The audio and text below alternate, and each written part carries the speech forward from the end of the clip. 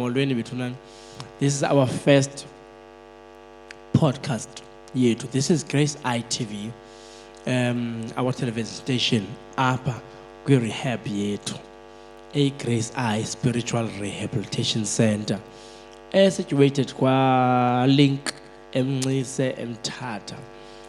Greetings betnani bantu bonke babukeleyo. Okwangosacela ibe sisixhosa with no subtitles. Alright, ndiyabuza apha namhlanje ke sindwendwelwe apha Grace ITV yintombi. Mangazitsho. Igama lami nguThando Lethu Pinyana from Epic kwaNobumba. Ndize apha for i-rehab kuba benicele uncedo for i-rehab, so ndilapha for lo rehab ndikuyo. Mingaminyaka yakho? Iminyaka yami 18 years. Into bendifuna ujonga kuyo ntoba ungumamni. I think number 1 wam lo baphulaphula uba ungumamni. Nxa sobabini sibahoya baphulaphula. Umam Qoqo. Uzophola kahle. uGeorge usikhali. Awu, yiloo ndawo ke le bendifuna icace kahle uba lo mntu selanaye ngumamni. Ngusikhali ke mna uteka ubusela abantwana nguJojo. Nguye ke lo umazikhali lapha namhlanje. Undifakele imessage kuFacebook. Undibhaqa njani kuFacebook? Wayibhaqa njani into yethu ye-rehab pha kuFacebook? Sethe igama elithi rehab ndabona i-group phaa, ndabona kule group upostile, then ke message. Message. Yintoni mamba unmessage? Why uzive ngathi udinga uncedo? Because bendihleli endaweni eyi-1 and uncedo bendilufuna for i-rehab. Kuba bendisendihleli endaweni eyi-1 ndingakwazi ukuya because ii-drugs zisekhona kum. Khona ukwazi uhambela phambili. Into uyifuna phi ebomini ukwenza ngokufumana uba ufuna uncedo?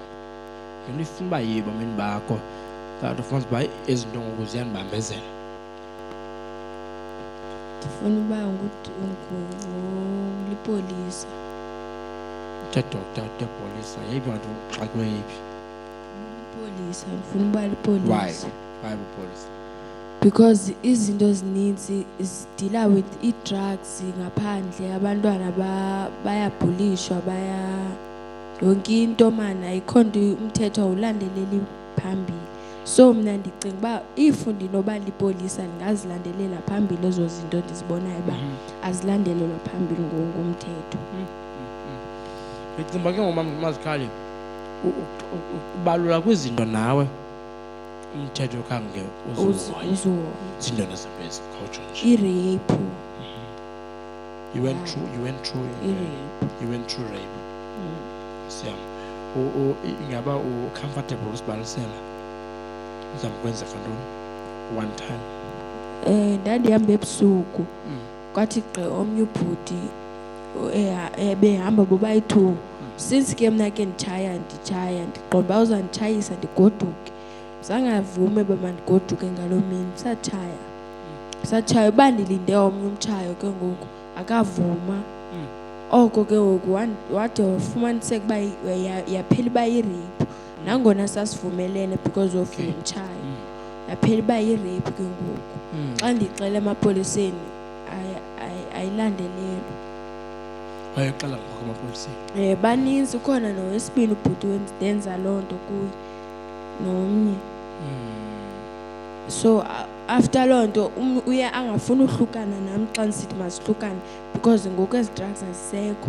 Yena ngoku ufuna singahlukani because uthi ndingumntu wakhe ntontoni. So uphela uba yi-rape because xa ndifuna ugoduka wandihlaba apha nenxeba lakhe. Ndiyabona.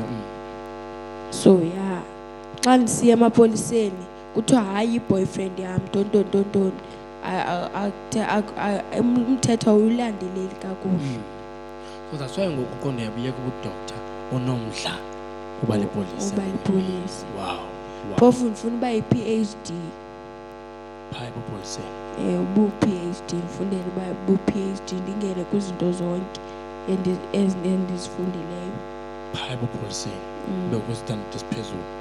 That's being a doctor phaa ebupoliseni? Okay, ungahlali nje phezantsi. Wow, okay.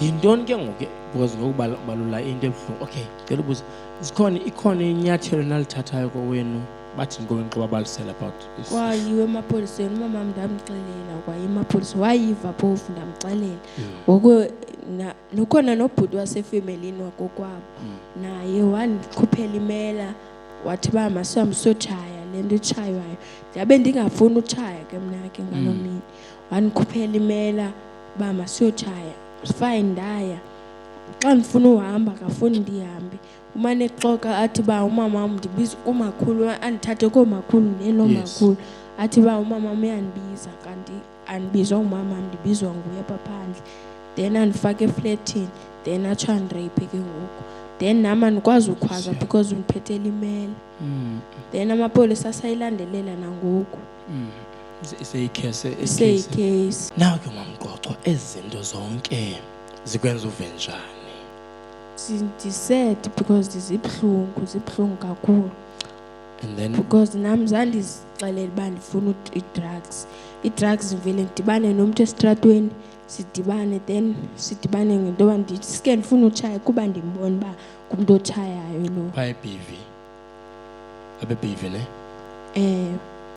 ndiye ndihambe e-BV khanditshayi because okay ndiye ndahamba nendoda xa ndahamba nayo ndalala nayo xa okay uqale ikhona i-counselling uye wasiwa kuyo nontlalontle bazama ukuthetha khange nawe ndiye kwi-counselling sayidinga nangoku i-counselling khange ndiyifumane noba khona oonontlalontle esisebenzisana nabo we will refer you to them uyabona esibuya bayiveki yokuqala yakho lena sawena ecala kwamoya uyabona then don't worry that side is there we've got people esinabo asiwaya ngacala kwamoya qha eGrace I sinqabalazile uyabona so don't worry that is in process with that and then ke ngoku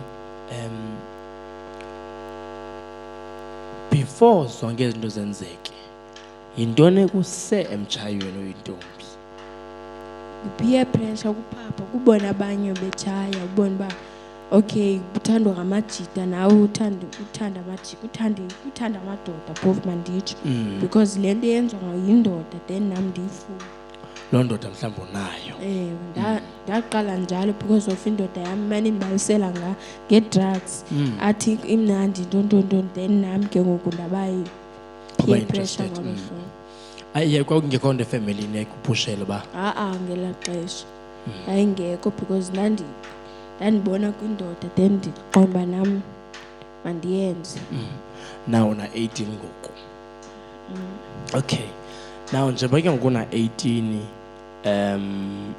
ufuna uphuma okay uqala kwakutshaya mandibe uhlobo utshintsho luni phaa ekhaya kowenu oye walubona ngakuwe zange ndibone tshintsho because xa ndenze into ero abanye kukhona abanye abatshayayo endibaziyo mna like uziqonda uba okay yena kokwabo uyatshaya fine but unika uthando ngoku etshaya ekhaya zange ivunywe yonke loo nto leyo uba manditshaye kwamane kusiwe ezindaweni for uba mandiyeke utshaya wabe ungakafuni ngelaa xesha so zeziphi into abazizamileyo ukuya kuzo bazame unontlalontle qha bathini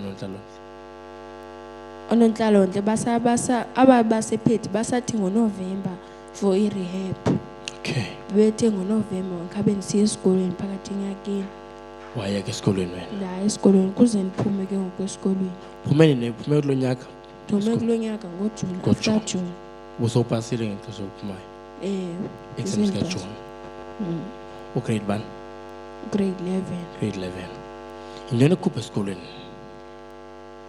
kuba khange ndilale ekhaya ndabethwa ekhaya so ke ubethelwa noni zokubethwa ndibethelwa kuba ndingalalanga ekhaya okay for ndazange ndilale ekhaya for iveki hayi wena ungabethwa ndiyakuva kakuhle ndabethwa ke ngoku so ndaphinda ndabaleka kuba ndisoyika ubethwa vere okay yintoni ke ngokwenza ungalali iveki because usowudalwa walutshaya ingxaki ifowuni yam bingekho kum and umbane bengekho ekhaya ibe kubani fowuni ngelaa xesha iye wayixutha utatam okay so xa ingekho ifowuni yam ekhaya ndibamizele andihlali ekhaya because ndifuna ifowuni yam yena ebengekho ekhaya. So bandiske ndifuna uya esitratweni because andinafowuni nesithukuthezi endlini. Okay. Now ke ngoku ukhule nabazali bobabini?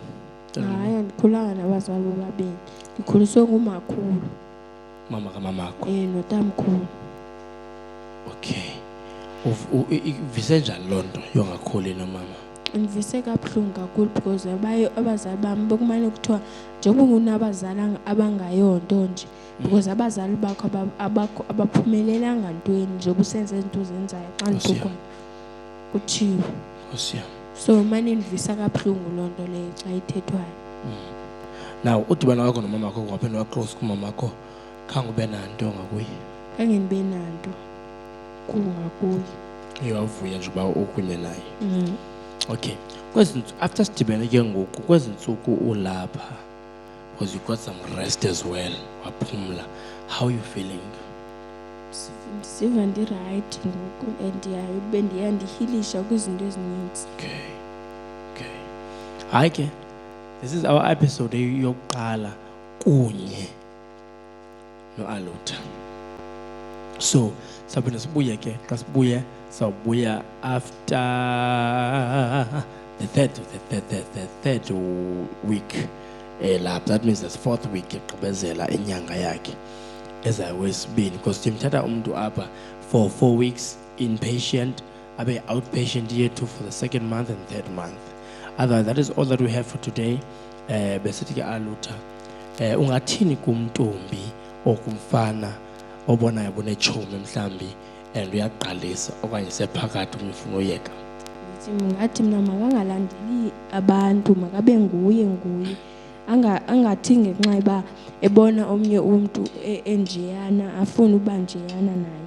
Makabe nguye azixelele uba no, i-situation yami mandizijonge mna uba ndiphuma kweliphi ikhaya for uba ndingenza loo nto leyo. Angenzi into ezamenza ibe yingxaki ekugqibeleni, because ayiphumi kuye eziba ndim ndifuna le nto uyibona emntwini.